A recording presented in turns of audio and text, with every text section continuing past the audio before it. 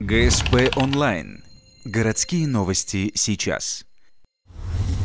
Вторник, 17:30. Арена Ледового дворца. Чемпионат России по хоккею среди женщин. Арктик университет принимает команду «Бирюса» из Красноярска. Счет открыли гости. На 8-й минуте первого периода, воспользовавшись заминкой во время смены пятерок, Оксана Третьякова прорвалась к воротам Алены Кропачевой. Ответ «Арктик» не заставил себя долго ждать. Карина Верховцева врывается в зону соперниц, пас Кадировой и счет на табло 1-1.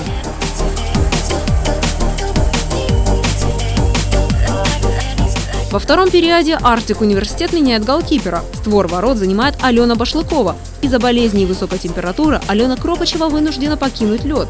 Во втором периоде уфтинские хоккеистки доминируют на площадке и как результат забивают еще 2 шайбы. Их авторами стали Ива Петерсона и Виктория Ихнатова.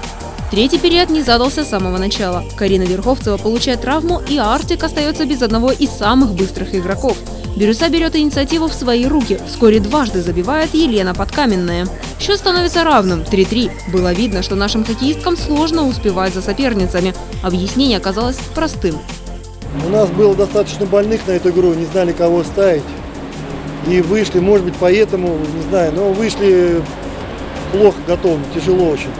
Хотя результат был нормальный, но видно было, что у девочек сил не хватает у многих больных, и, в принципе, не было такого огонька в глазах.